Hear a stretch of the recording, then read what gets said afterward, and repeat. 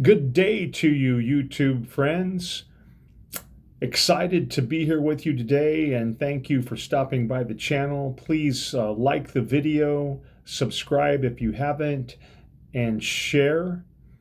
And we're talking about one of the most important subjects that we could talk about, the return of Jesus.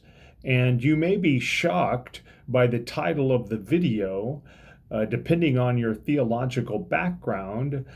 The title is Jesus is Not Coming Soon, and why that's good news.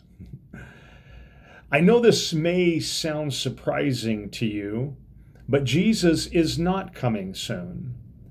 And that's not bad news. It's the best news you'll ever hear, because the return he promised, the return the apostles expected, the return tied to the end of the old covenant age, it already happened. Jesus already came back. He already returned. He fulfilled his promise.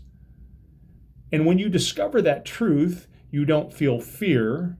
You feel excitement.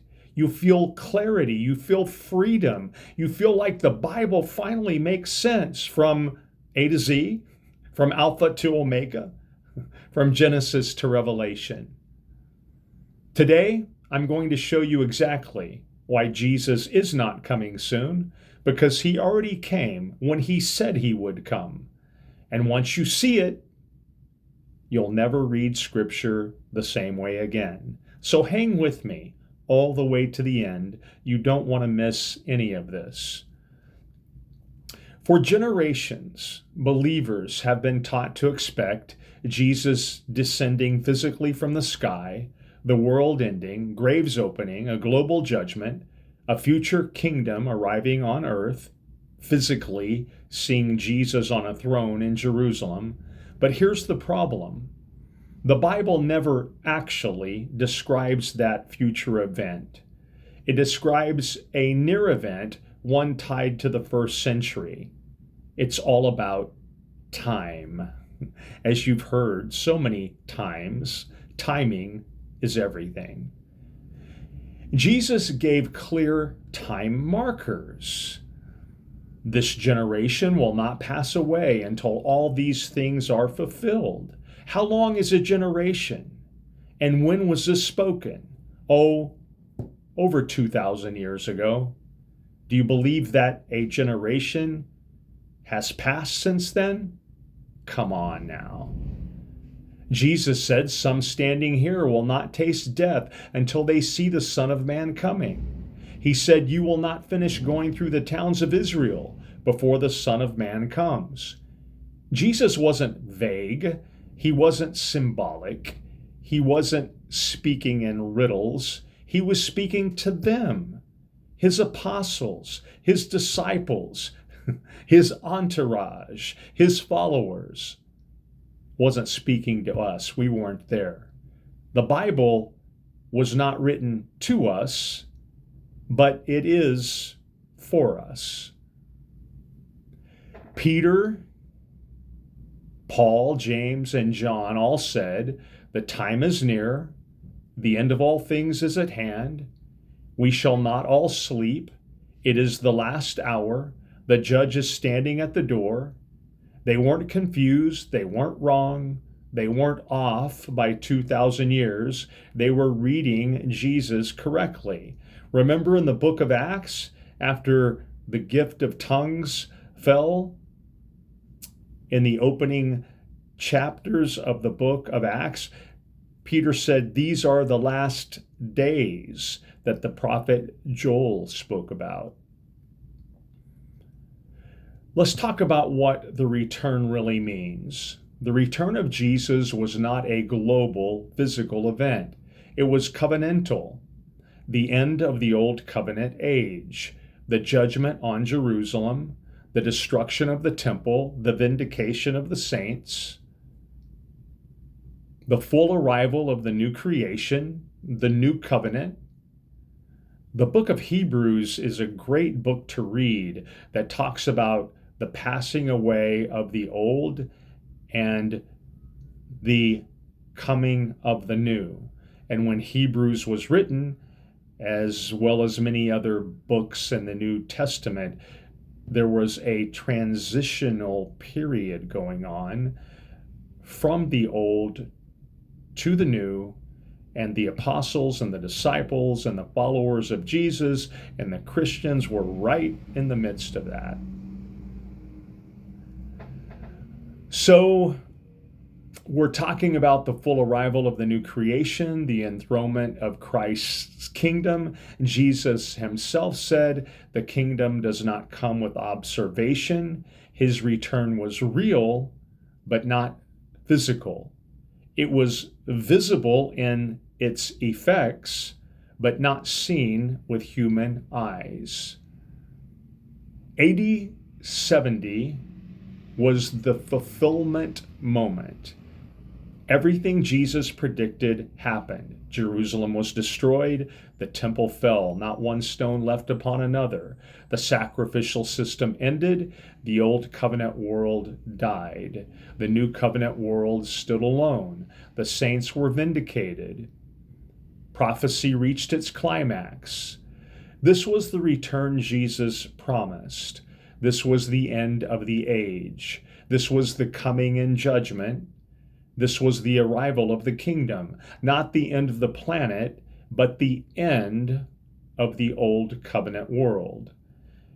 When Peter talks about the heavens and the earth passing away, he's referring to the old covenant passing away. So let's talk about the resurrection and how that happened during that time, and let's explain that.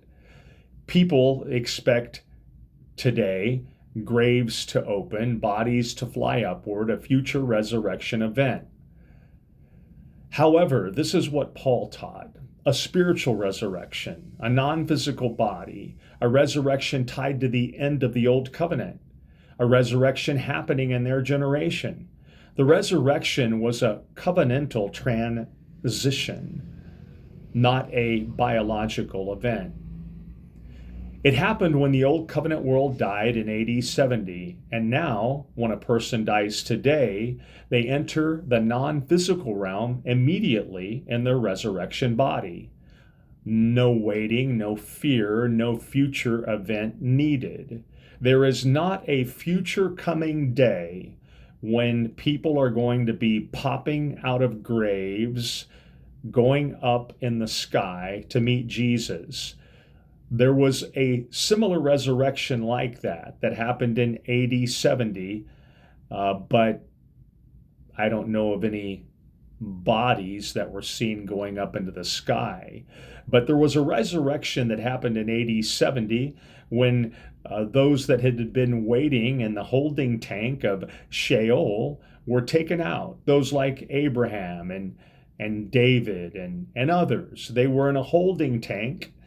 And once that old covenant passed away, they were removed from Sheol. They were taken to the other realm, the eternal realm.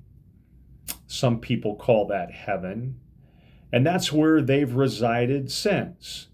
But there's not another resurrection like that. There's no holding tank any longer, because that was part of the old covenant, and the old covenant is gone. Now, when someone dies, they simply transition from the time zone to the eternal realm in their spiritual resurrection body.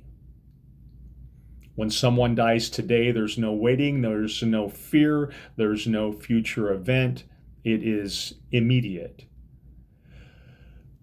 Let's answer a few objections that you might have. You might say, but Jesus didn't come physically. He said he wouldn't. He said the kingdom comes without observation. You might say, but the world didn't end. We're not talking about a world ending. We're talking about an age that ended, not the planet.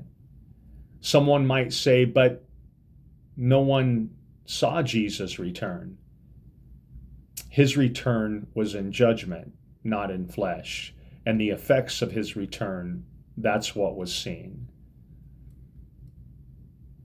But you might say Christians have always believed in a future coming. Well, the answer to that question is that is a man-made doctrine. That is tradition. It's not scripture. Jesus' time statements and his word, that's truth and that's scripture.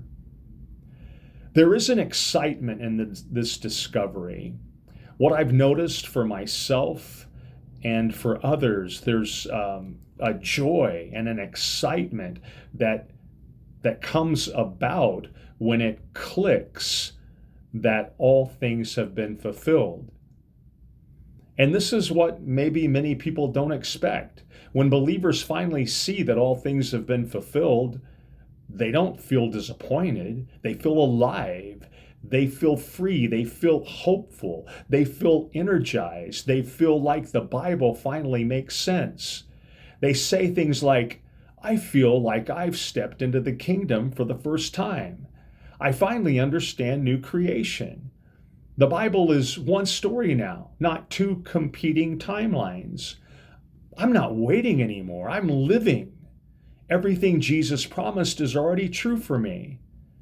There is a joy that rises when people realize we are not waiting for Jesus to return. We are living in the world he returned to rule. This discovery doesn't shrink faith, it ignites it. So let me say this before I close. When I discovered fulfilled eschatology, I had a flood of questions, and you might as well.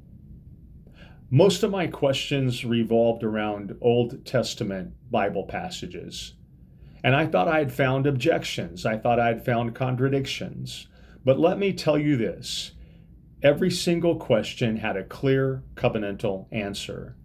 And as I searched and searched and searched, there was always an answer to be found that made sense to my questions. Now I know that there is not a question that can be brought up regarding this subject that cannot be answered honestly, seriously, logically, and not making Scripture say things that it shouldn't say. The truth of the Scripture is fulfilled eschatology. So when I discovered this, and when I thought I'd found objections, and then discovered that the objections weren't really objections because they all had logical answers, I gained hope, I gained clarity. I wasn't confused. I found coherence. And instead of waiting, I found fulfillment. That's why people get excited when they discover this truth, because they realize the story is complete, the kingdom has arrived, Jesus has returned, and we are living in a world when he reigns. We're living in a world where he reigns right now. Now, you may have questions, and that's great. It's important to get those questions answered. And so feel free to leave a comment and a question if you so desire to, and I'll do my best to get to those. So I'm glad that you were here with me today to share some of the greatest news that anyone could ever hear. And that is, Jesus is not coming soon. And I've shared with you today why that is good news. Until we see each other again, God's blessings, and I hope to see you soon. Bye-bye.